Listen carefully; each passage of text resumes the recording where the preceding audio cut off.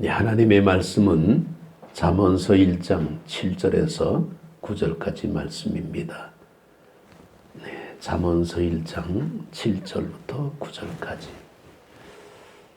우리 성경 말씀을 우리 같이 읽도록 하겠습니다. 여호와를 경외하는 것이 지식의 근본이거늘 미련한 자는 지혜와 훈계를 멸시하느니라. 내 아들아, 내 아비의 훈계를 들으며 내 어미의 법을 떠나지 말라. 이는 내 머리에 아름다운 관이요 내 목에 금사슬이니라. 아멘. 아멘. 네, 할렐루야. 네, 반갑습니다. 지난 주간에 명절들 잘 보내셨죠? 이 코로나 때문에 명절 같은 분위기는 안 나지만은 그래도 이렇게 다니는 사람이 있긴 하더라고요. 이곳에 나주에 이렇게 와서 볼 때에 특징이 좀 하나 있는데, 이쪽 지역에 보니까 호남에 이게 서원들이 좀 많이 있어요. 그래서 이 아주 곧 옛날에 그 양반들이 거기서 이제 공부하던 그런 게 서원들이 이렇게 있는데, 참 그걸 보게 되면 야, 옛날 사람들은 참 공부 많이 했다 그런 생각이 듭니다. 근데 그때 공부하던 그들의 모습을 보게 되면 이렇게 앞에 이제 그 훈장 선생님이 딱 앉아 있고 선비들요. 선비가 앞에 이제 그 학생들이 앉아서 이제 그 공부를 하는, 우리가 드라마 같은 걸 보게 되면요, 이제 그런 부분들이 가끔 나와요. 근데 드라마를 이렇게 볼 때에 그냥 재미로 보는 게 아니라 저는 어떨 때는 그게 역사적인 고증을 좀 봅니다. 그래서 그냥 허무맹랑하게 만든 것이 아니라 그들의 복장이라든지 그들의 예절, 절하는 거라든지 그들의 어떤 그런 그 태도, 이런 것들이 다 고증을 통해서 그걸 이렇게 그 배우들이 연기를 하기 때문에 사실 그 중에는 진짜 우리가 배울 게 좀 많이 있습니다. 참 그런 걸 볼 때에 옛날 그 사람들의 어떤 그런 교육적인 어떤 그런 수준이랄까, 교육의 의식에 대한 모습은 이 유교적인 전통이기 때문에 늘 항상 이렇게 부모에게 굉장히 좀 이렇게 효도하고 자녀들은 순종해야 되고 이제 이런 모습이 참 많았습니다. 금년에도 이렇게 보면 그 멀리들 있다 보니까 이 동영상으로 이렇게 이제 문안 인사 드리고 그러는데, 애기들이 나와가지고 할머니 할아버지한테 동영상으로 세배하는 그런 장면이 나오더라고요. 뉴스 시간에 보니까. 그래서 야, 참 세월이 좀 그렇다. 오진 못하니까 코로나 때문에 그냥 멀리서 그냥 이렇게 동영상으로 이제 할머니 할아버지 그리고 이제 세배하고 이제 그러는 참 모습도 보니까 옛날 생각이 참 많이 납니다. 이 세배라는 것 참 귀하죠. 이게 그냥 막연히 절하는 것이 아니라 이게 조상을 배워가는 겁니다. 자기의 어떤 그런 위치, 존재를 알아가는 거죠. 그렇기 때문에 아무한테 세배하는 거 아니잖아요. 자기 부모님이라든지 아니면 존경하는 사람들한테 세배를 합니다. 그 예전엔 교회에서도 설이 지나고 나면 세배들을 하고 그랬습니다. 뭐 이렇게 뭐 장로님 석권, 뭐 목회자건 이렇게 뭐 이게 절하고 막 그런 것들이 있었는데, 좀 이렇게 세월이 많이 지나다 보니까 이제는 별로 뭐 세배하고는 거리가 좀 멀어졌어요. 이렇게 세뱃돈 준비해가지고 그냥 정말 빳빳한 돈을 은행 가서 바꿔가지고 뭐 주고 그랬는데, 요즘 뭐 주식으로 준다 그러더라고요. 또 뉴스 시간에 보니까. 참 세월이 많이 바뀐 거는 틀림없습니다. 과연 그렇게 해서 이 아름다운 전통의 모습이 이렇게 물려가는 건 좋은데, 그래서 정말 자녀들이 잘 될까? 이 부모의 바람은 자녀들이 잘 되는 건데 뭐가 잘 되는 걸까? 이게 좀 헷갈릴 때가 있습니다. 그래서 돈을 많이 몰아주면, 유산을 많이 주면 이게 정말 잘하는 걸까? 오히려 이것이 잘 될 수도 있지만은 또 독이 될 수도 있습니다. 그래서 때로는 이 부모들이 미리 유산을 미리 남겨줘가지고 자녀들이 그걸 가지고 좋게 쓰는 게 아니라 흥청망청 쓰면서 자기들 어떤 그냥 나쁜 짓 하고 막 이제 그런 게 가끔 이제 뉴스에 나오는 거 보게 되면 그게 좋은 게 아닌 것 같다. 그런데 한 가지 공통점은 있습니다. 이 한국의 이 부모들은 주고 나서나 자녀들을 무조건 잘 가르치려고 그래. 하여튼 엄청나게 가르치려고 그럽니다. 뭐 한이 맺혀가지고 넌 꼭 학교 가야 된다. 나는 학교 못 가도 너는 꼭 학교 가야 된다. 그러면서 뭐 초등학교, 중학교, 고등학교, 대학교 그냥 꼭 가야 돼. 정말 그래서 하는 얘기가 있죠. 졸업장은 따놔라. 옛날엔 그게 목적이었습니다. 졸업장 따는 거. 졸업장은 따는 거예요. 다니기만 하면 따니까. 근데 졸업장 따가지고 뭐 할 거예요? 졸업장 따가지고 국 끓여 먹은 사람 아무도 없습니다. 그 졸업장은 다 종이로 만든 거예요. 어느 학교에 나왔냐에 따라 또 달라지는 것 같아. 그러면 어느 학교는 뭐 어떨 거예요? 우리나라는요, 참 이 학구열은 굉장히 높은데 그걸 가지고 이렇게 목적이 좀 잘못되어 있습니다. 그 목적을 이루기 위해서는 그 목적이 무슨 목적에 따라서 달라져야 됩니다. 졸업장이 목적이 아니라 그걸 통해서 좀 행복하게 살아라라는 거죠. 그런데 이제는 졸업장이 문제가 아니라 그거 없어도 행복해 사는 모습이 참 많이 나옵니다. 유대인들은요, 졸업장의 모습이 아니었습니다. 어떻게 사는 게 정말 잘 사는 걸까? 이 솔로몬은 왕이지만은 정말 자기의 어떤 그런 모든 삶을 이렇게 쳐볼 때에 어떻게 사는 것이 정말 아름답게 사는 모습일까? 그거를 늘 고민하면서 하나님 앞에 기도하다가 지혜를 얻게 됐죠. 결국 깨달은 게 바로 그거였습니다. 그래서 이 전도서 12장 13절에 보게 되면 일의 결국을 다 들었으니 하나님을 경외하고 그 명령을 지킬지어다. 일의 결국을 다 들었으니 사람이 사는 거 별거 아니더라. 좀 잘 사는 사람 있고 좀 못 사는 사람 있고 아니면 좀 병이 든 사람 있고 좀 건강한 사람 있고 뭐 다 차이는 있지만은 그러나 결국 끝에 가서는 뭐냐 그랬더니 하나님을 경외하고 그 명령을 지키는 게 이게 최고더라라는 겁니다. 근데 사람마다 최고의 가치가 달라요. 사람마다 원하는 게 다르다는 겁니다. 한식을 좋아하는 사람은요, 아무리 중국집 가봐야 맛있게 먹질 않아. 자기는 오로지 한식이에요. 아주 주문하자는 한식입니다. 그래서 어디 뭐 먹으러 갈래? 그러면 꼭 한식 가야 돼. 뭐 일식을 가든 중식 가든 아무 소용 없습니다. 아무리 비싼 걸 사들어도 소용이 없어. 자기가 원하는 대로 가야 돼. 가치가 한식이기 때문이죠. 근데 그것이 일반적인 가치냐라는 겁니다.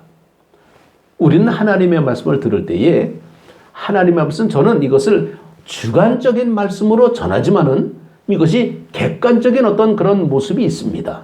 그래서 누구에게나 다 해당되지만은 누구에게는 가슴 깊이 들어오는 사람이 있고 누구는 조금 들어오는 사람이 있습니다. 이게 개인의 차별이 있다라는 거죠. 누구는 크게 우는 사람이 있고 누구는 작게 우는 사람이 있죠. 누구는 크게 웃는 사람이 있고 누구는 슬쩍 미소만 짓는 사람이 있습니다. 웃는 건 똑같은데 누구는 웃는지 안 웃는지 미소만 살짝 짓고 지나가. 누구는 박장대소라고 웃습니다. 이게 다 개인 차라는 거예요. 뭐가 좋냐 나쁘냐가 아닙니다. 그럴 수 있다라는 거죠. 그러나 일의 결국 마지막은 뭐냐라는 거예요. 마지막에 가서 우리가 보는 것이 뭐냐? 하나님을 경외하는 것이 최고다라고 솔로몬은 얘기하고 있습니다. 오늘날 우리는 이 복음에 대한 말씀을 참 많이 듣는데 이 복음이 굉장히 많이 변질이 돼버려요. 복음 자체가 변질된 게 아니라 복음을 전하는 어떤 방법과 과정이 뭔가 이렇게 구멍이 뚫린다는 거예요. 그래서 엉뚱한 사람들이 이단이나 또 사이비들이 이걸 가지고 왜곡해가지고 사람들을 현혹하고 있습니다. 그러다 보니까 기성세대, 이 기존 교회 다니는 사람들은 늘 익숙하다 보니까 감각이 없어지는 거예요. 사람한테 인사 잘해야 됩니다. 근데 자주 만나다 보니까 인사 안 해. 그게 우리가 무뎌지는 거예요. 이게 좋은 거 아닙니다. 볼 때마다 인사하는 사람이 있죠. 잘하는 사람이에요. 늘 우리는 뭔가 긴장하고 있어야 됩니다. 우리가 하나님에 대한 말씀을 들을 때에 우리가 이 복음에 대한 말씀은 뭐냐? 예수님께서 우리를 위해서 이 땅에 오셔서 우리를 위해서 죽으시고 부활하셔서 이 사실을 믿기만 하면 구원받게 해주시는 이 구세주라는 사실을 우리에게 말씀하고 있습니다. 이게 기본적인 모습입니다. 그런데 이 구세주라는 것은 나만 위한 게 아니라는 거예요. 우리 모두를 위한 겁니다. 하나님이 세상을 이처럼 사랑하사 하다 보니까 여기서 우리 감각을 잃어버리는 겁니다. 뭘 잊어버리냐면 주님은 나의 주님이라는 사실을 잊어버리고 있는 거예요. 구세주, 구속자, 그리스도 이런 모습으로 우리가 강력하게 늘 수연해내다 보니까 주님이라는 것은 물에 물 탄 듯이 그냥 스며시 없어지고 있습니다. 그런데 기도할 때 보면 주님을 찾죠. 근데 진짜 주님이 뭡니까? 나의 주인이 계시다는 거예요. 이걸 인정해야 구세주라는 사실이 더 가치 있어지는 겁니다. 옛날에 구약의 그 이스라엘 사람들은 이 주님에 대한 모습, 아도나이, 하나님의 이름을 부를 수가 없어. 너무나 엄청난 분이기 때문에 하나님의 이름을 못 부릅니다. 그래서 하나님의 이름이 나오게 되면 그때는 나의 주님, 아도나이 이렇게 그냥 바꿔서 이렇게 부르게 됐습니다. 그래서 하나님의 이름을 제대로 알지를 못하는 거예요. 그러다 보니까 후대에 이게 하나님의 이름에 대한 모습은 이렇게 글자를 찾다 보니까 이렇게 연결하고 저렇게 연결하고 하다 보니까 나온 게 여호와였어요. 이것이 다시 연결하다 보니까 야훼가 나오는 겁니다. 근데 이 하나님의 이름이 그렇게 중요한 거예요. 누가 우리 아버지 이름을 얘기할 때에 나는 이용일이의 아들입니다. 이렇게 얘기하는 사람이니까 아버지 아들입니다. 그냥 이렇게 얘기하죠. 근데 여기다가 또 형용사를 붙여 존경하는 아버지 뭐 이래가면서 그러니까 아버지는 굉장히 아버지인데 진짜 아버지 이름을 아는 사람 별로 없다라는 거예요. 하나님이 나의 주인이라는 사실, 주님이라는 사실을 우리가 인식을 잘 못하고 구세주, 우리를 위해서 죽으시고 부활하신 주님이라는 그 사실을 구속자, 구세주라는 사실에 너무나 우리가 익숙하다 보니까 신앙 따로, 삶 따로가 되는 겁니다. 왜? 모든 사람에게 다 구세주니까. 나의 구세주, 나의 주인, 나의 주님 이 모습이 되는 거예요. 나의 주, 나의 하나님이 되어야 되는데 나의 주가 아니라 나의 구세주가 되다 보니까 우리는 정말 내 마음대로 살 때가 많다라는 겁니다. 나보다 강력한 주님이 계시면 우리는 주님의 말씀에 따라가야 됩니다. 그래서 오늘 이 말씀을 볼 때 오늘 정말 우리가 지혜가 이끄는 삶을 살아야 되는데 어떤 삶의 모습이 지혜냐? 정말 하나님을 경외하는 것이 바로 지혜라고 솔로몬은 말씀하고 있습니다. 그런데 솔로몬이 이 지혜에 대한 모습을 얘기할 때에 경외라는 말이 굉장히 사실은 어려워요. 우리가 경외라는 말은 우리가 일반적으로 쓰는 말이 아닙니다. 그러다 보니까 우리가 해석하기도 어려워, 사실은. 두려워한다. 이렇게 섬긴다. 여러 가지 모습으로 이제 해석이 됩니다. 공경한다. 이게 경외한다라는 게. 근데 경외라는 이 표현의 모습이 독일 번역판이 있습니다. 이 독일 번역판의 모습을 보니까 어떻게 나오냐면 이 경외라는 모습이 하나님에 대해서 매우 진지하고 진실하게 되는 것. 이것이 경외라고 말씀하고 있어요. 하나님에 대해서 매우 진지하고 진실한 것이 경외입니다. 그래서 이 영국의 청교도들이 이 경외라는 말씀을 이렇게 나올 때에 이들은 이렇게 표현했습니다. 거룩한 존경과 강렬한 사랑이 합쳐진 것이 경외다.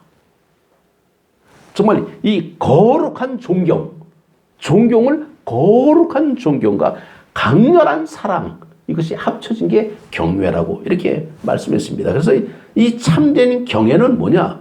하나님이 너무나 두려운 분이기 때문에 하나님을 멀리 가는 게 이게 경외가 아니라 하나님을 가까이 가는 게 경외라고 고백하고 있습니다.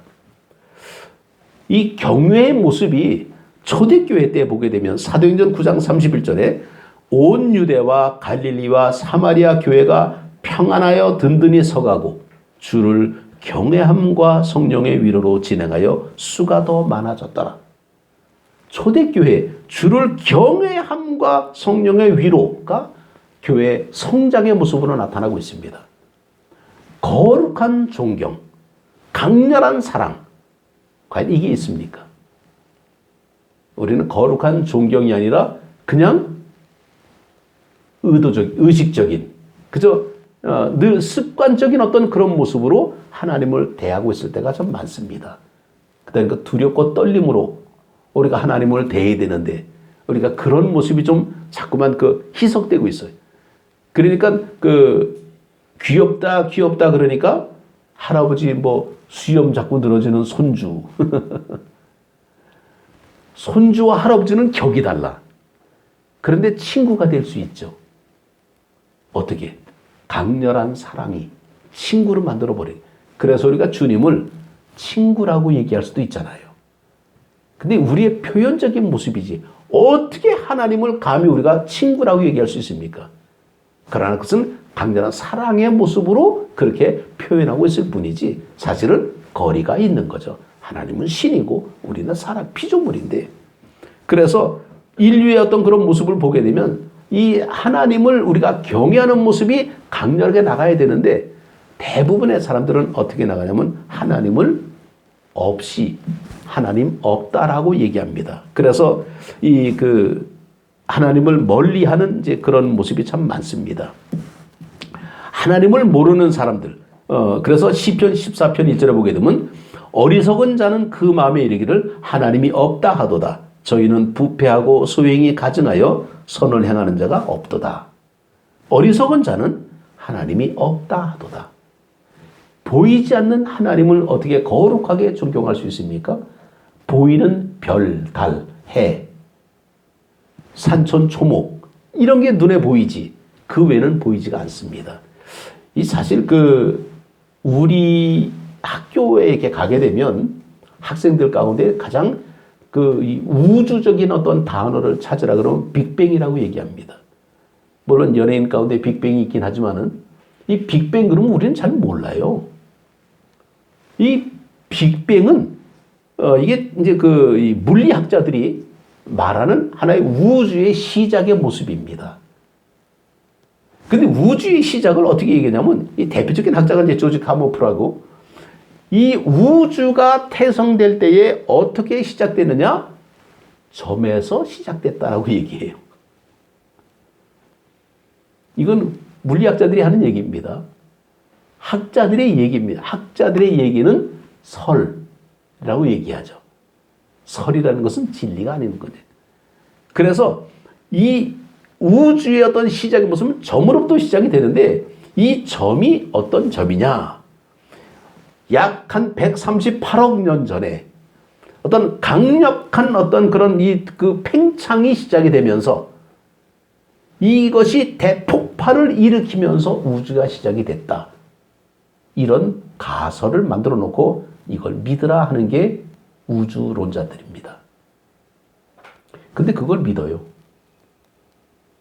많은 사람들은. 그게 인텔이, 똑똑한 사람들이 그걸 믿습니다.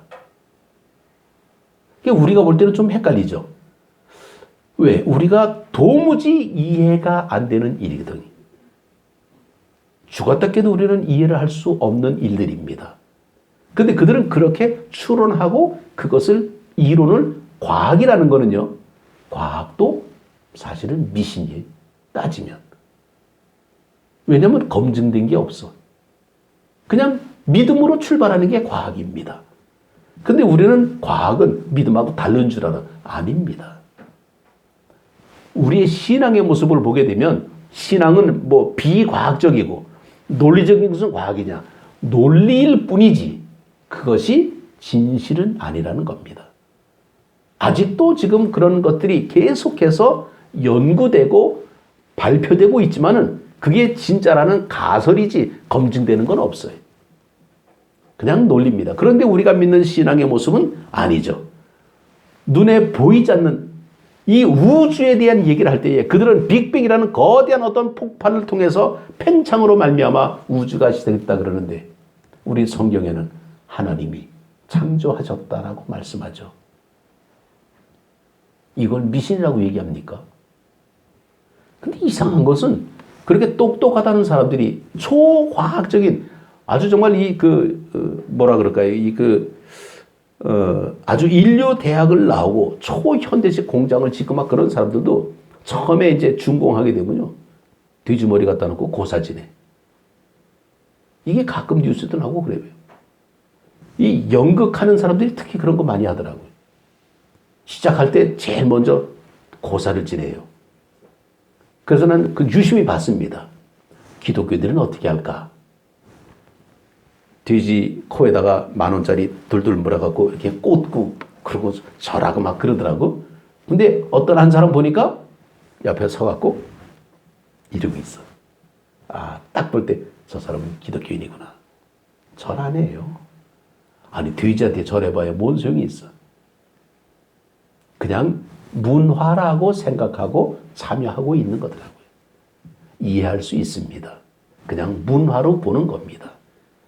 그냥 우리가 미신을 믿는 게 아니에요. 우리가 굿하고 요즘 이 시대에도 굿하는 데가 있습니다. 근데 전통 문화라 그래가지고 굿을 하고 있어요. 근데 그 중에 참여할 수 있습니다. 우리는 굿을 믿는 게 아니에요. 그냥 문화로 그냥 보고 있는 겁니다. 우리 신앙하고 달라요. 근데 거기 가면 큰일 나는 줄 알아. 아니, 괜찮습니다. 우리는 그거 믿는 거 아니거든. 하나님 믿는 사람은요, 자유로운 어떤 모습이 있습니다. 그러나 중심은 분명히 있죠. 영적인 존재는 우리는 귀신들은 타도의 대상이죠. 신앙적인 모습으로 볼 때에 그러다 보니까 하나님의 맷돌은 천천히 돌아가나 부드럽게 갈아낸다라는 그 유대 속담이 있습니다. 하나님의 맷돌은 천천히 돌아가는데 부드럽게 갈고 있다라는 거예요.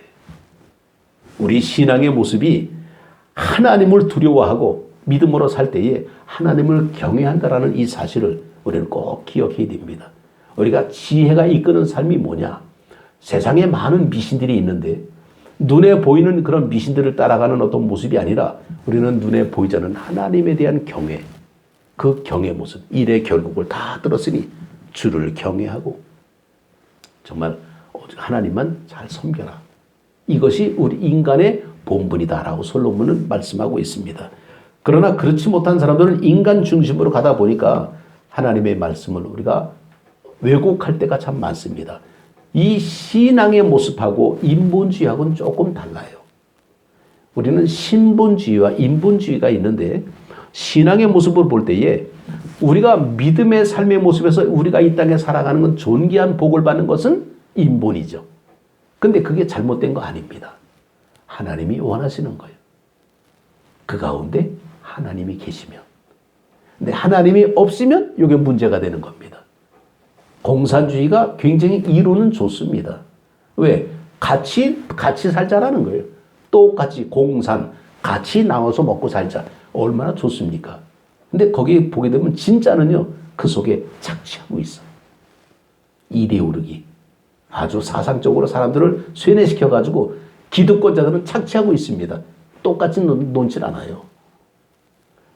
똑같은 칼이 하나 있는데 이 칼이 주방에서 요리사의 손에 들려 있으면 음식 맛을 내는 데 쓰이게 되고 이 칼이 의사 손에 들려 있으면 사람의 생명을 살리는 역할을 하고 이 칼이 강도의 손에 들려 있으면 흉기가 됩니다. 칼 자체가 나쁜 건 아니에요. 누가 그것을 어떻게 쓰냐에 따라서 달라지고 있다는 거죠. 우리 신앙의 모습에서 이 이스라엘 백성들에게 하나님의 말씀을 경외하라는 이 말씀을 어떻게 인식하냐 그러면 이것을 잘 지키라라고 말씀하고 있습니다. 이 지키는 모습, 그래서 이 두 가지 자세를 이게 말씀하고 있는데 잘 지키라 그리고 또 하나는 가르치라 하고 있습니다. 잘 지키라 그리고 가르쳐라. 말씀을 받으면 그 말씀에 순종해야 됩니다. 이게 지키는 거죠. 그 다음에 가르치라는 것은 하나님의 계명과 율례와 법도를 자녀들에게 잘 가르치라라고 말씀하고 있습니다. 귀가 따갑도록 귀에 귀딱지가 않도록 하나님의 말씀을 가르치라고 하는 겁니다. 근데 우리는 이 가르치는 모습이 일방통행이 되다 보니까 이것이 자꾸만 한쪽 길로 흘러나가고 있어요. 그래서 가르칠 때는 입으로 가르치는 것도 중요하지만 몸으로 가르쳐라라고 말씀합니다. 유대들은 몸으로 가르칩니다. 행동으로 본을 보여주는 거죠. 그래서 말씀과 행동이 같이 갈 때, 아, 그렇게 하는 거구나 라고 시청각적으로 자녀들은 배우고 있다는 겁니다.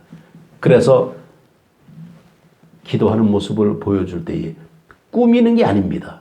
그냥 늘 평상시대로 기도하는 삶을 살게 되면 자녀는 안 보는 것 같지만은 옆귀로 다 보고 있어요. 아, 우리 누가 기도하는구나. 그러면 이것이 언젠가 자기도 정말 하나님 앞에 기도하는 모습이 자연스럽게 나온다는 겁니다. 항상 내 품의 자식이 아니라는 거예요. 때 되면 다 떠납니다. 근데 떠나서 또 하나의 개체로 살아갈 때 하나님의 자녀로 정말 살아가는 그 모습이 중요하다는 거죠. 그때는 기도하는 모습을 보여줍니다. 제가 2번 봤는데, 제가 아는 어떤 목사님 그 서재 가니까 어떤 이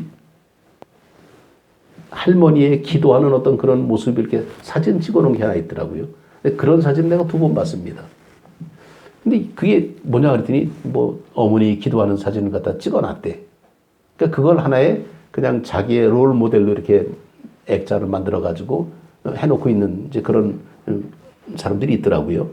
참 그거 보니까 굉장히 좀 사진이 이게 그 얼굴을 보는 게 아니라 그 전체 분위기, 그 옛날 그 흑백 사진, 빛바랜 사진이죠. 이렇게. 근데 참 그게 참 굉장히 멋있어요. 아름답습니다.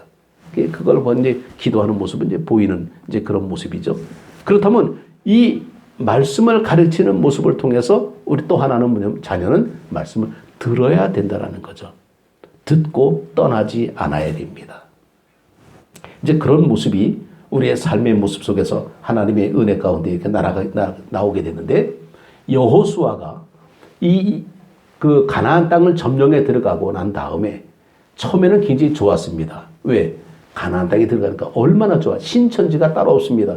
광야에서 방황 생각할 때는 그런 게 없었는데 정착하고 사니까 농사를 지을 수가 있고 먹을 게 많게 되고 풍족하게 되고 삶의 모습에 여유가 생깁니다. 여유가 생기다 보니까 우상을 따라가는 모습이 나와요. 그래서 이 여호수아서 24장에 보게 되면 정말 그 여호수아가 세겜이라는 곳에서 이제 이스라엘 백성들을 이제 불러다가 거기서 이렇게 말씀을 합니다. 이제는 여호와를 경외하며 온전함과 진실함으로 그를 섬겨라. 너희 조상들이 강 저쪽과 애굽에서 섬기던 신들을 지워버리고 여호와만 섬기라.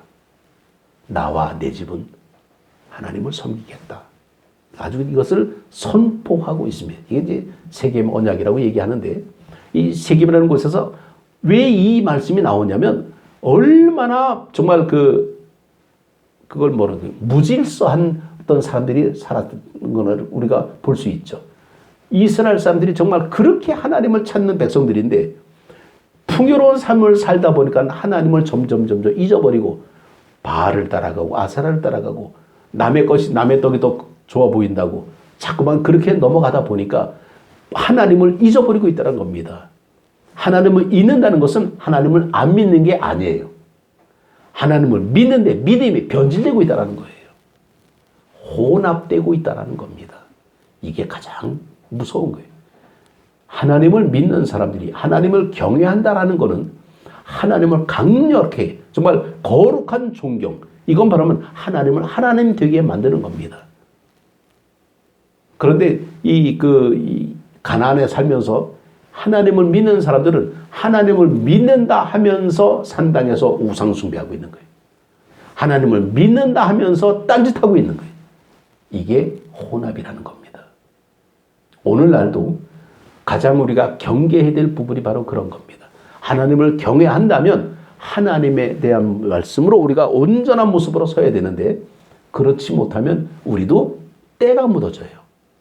그래서 이 때가 묻는다는 게 우리의 방식이 세상하고 이렇게 그냥 믹싱된다 그러죠. 그냥 이렇게 섞어져 버리는 거예요. 그래서 기독교인 같으면서도 아닌 것 같고, 아닌 것 같은데 기독교인 같고, 뭐 좀 헷갈리는 겁니다. 그러니까 믿음 생활을 한다 하는데 할 거 다 하고 다니고, 교회 다닌다 그러면서 나쁜 짓도 다 하고, 이게 도대체 덕이 안 되는 거예요. 본이 안 되고, 이게 구별이 안 된다는 겁니다. 이게 혼합된 신앙들이에요. 이것 때문에 교회가 지금 욕을 먹게 되고 우리의 젊은 애들이 교회를 떠나가고 있다는 겁니다. 말 따로, 행동 따로, 삶 따로, 뭐 따로, 다 따로따로예요. 지혜가 이끄는 삶은 거기에서 우리가 선택해 나가야 됩니다. 하나님의 가는 그 길을 따라가는 거예요. 가다가 어떻게 흙탕물이 튀기는 것은 어쩔 수 없어. 그러면 가다가 씻어야 됩니다. 이게 회개입니다. 우리는 날마다 회개하고 살아야 돼. 근데 구원파는 회개 안 하잖아요. 그들은 자책한다 그러죠. 회개는 무슨 회개예요?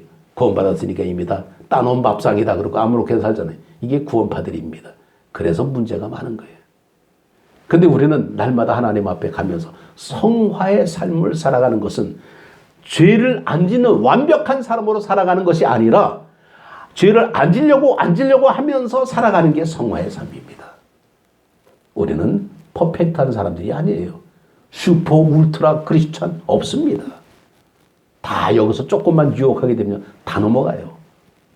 목회자도 넘어갑니다. 안 넘어갈 수가 없어. 우리는 죄인이기 때문입니다. 합리화할 수는 없지만은 연약한 육체가 있기 때문에 우리는 한계가 있는 거예요. 그래서 우리는 하나님 앞에 늘 무릎으로 가야 됩니다. 다윗도 그랬어요. 우리가 믿음의 조상 아브라함 그러니까 아브라함은 믿음의 퍼펙트한 사람인 줄 아닙니다. 아브라함도 실수 많이 해요. 약점 많습니다. 핸디캡도 많아요. 그러나 하나님께서 그것을 그냥 의로 여기시고 감사 주셨기 때문에 그냥 넘어가는 겁니다. 우리 몸이 깨끗합니까? 옷을 멋지게 입으니까 깨끗해 보이는 거지. 옷이 얼마나 우리를 커버해 줍니까? 우리는 우리 속의 본질은 연약한 모습이 있습니다. 믿음 삶의 모습에서 우리는 하나님 앞에 정말 하나님 앞에 인정을 받는 그런 모습. 그래서 하나님을 경외하는 그런 모습은 우선 첫째, 동행하는 하나님을 인정하고 우리와 함께 하시는 하나님을 인정하고 그 다음에 하나님의 말씀을 소중히 여기는 것이 경외의 모습입니다. 이게 우리가 지혜가 이끄는 삶을 따라가는 거죠. 하나님이 우리와 동행한다는 사실 꼭 기억하셔야 됩니다. 우리는 나 혼자 가는 것 같은데 아니에요. 하나님이 늘 곁에서 함께 임마누엘이 바로 그런 의미죠. 또 하나님께서 우리를 지켜주시니까 우리는 하나님의 뜻을 찾아야 되잖아요. 그래서 말씀을 소중히 여겨야 됩니다. 그 말씀을 소중히 여기다 보니까 우리는 예배의 사람으로 살아가는 거예요. 오늘도 교회에 와서 하나님 앞에 예배 드리는 것이 바로 그런 삶의 모습입니다. 이게 지혜가 이끄는 삶이에요. 잠언은 바로 뭐냐? 어리석은 사람도 지혜로운 사람으로 만들어주는 게 잠언입니다. 어리석은 사람은 그냥 넌 어리석은 대로 그냥 살아라. 그게 아닙니다. 비록 때묻고 힘들고 어렵지만은 하나님의 말씀으로 변화받아서 새로운 사람, 겉사람은 날마다 부패해지나 속사람은 강건해지는 모습으로 하나님 우리 이끌어 주시기 때문에 우리는 그렇게 경외하며 살 수가 있는 겁니다. 믿음의 삶의 모습에서 우리 정말 하나님의 말씀 잘 전하고 가르치고 지키고 듣고 배우고 하나님과 동행을 우리가 느끼면서 하나님의 말씀을 우리가 집중할 때에 이 힘들고 어려운 이 세상에서 크리스찬으로서 그리스도인으로 우리는 그렇게 살아갈 수가 있는 겁니다. 안디옥에서 그리스도인이라는 이름이 처음으로 나타났다 그러는데 그는 자랑스러운 이름이 사실은 아니었어요. 굉장히 무시받는 이름이었고 굉장히 천대받는 이름이었고 인간 정말 대접을 받지 못하는 그런 이름이었습니다. 그런데 지금은 그 이름이 굉장히 존귀한 이름으로 의미 변화가 됐잖아요. 바뀌어지고 있잖아요. 누가 우리를 보고 예수쟁이라 그러면 우리는 그것을 핍박을 하지 않고 자랑스럽게 여기고 있습니다. 와, 난 인정받았구나. 예수쟁이로 인정받았네. 그런 게 더 의미 변화가 됐다는 거죠. 그런 믿음의 삶. 비록 지금은 좀 조촐하고 힘들고 어렵지만은 잘 끝까지 견디다 보게 되면 우리는 갇히는 모습으로 바뀌어지게 됩니다. 진주는 거저 생기는 게 아니죠. 진주는 고통 속에서 만들어집니다. 교회는 바로 고통 속에서 성장하고 있습니다. 이 진주가 생기기까지는 띄어내고 싶고도 띄어내지는 못하고 그냥 아프기 때문에 그냥 참고 결국은 그것이 존귀한 진주로 바뀌어지는 것처럼 우리의 믿음이 견디고 갈 때에 하나님의 은혜 속에서 우리는 하나님의 존귀한 복을 받게 될 줄로 믿습니다. 지혜가 이끄는 삶, 바로 이것은 하나님을 경외하며 사는 삶의 모습인데 우리 모두는 바로 그렇게 하나님을 잘 경외하면서 믿음으로 승리하시기를 주님의 이름으로 축복합니다. 기도드리겠습니다.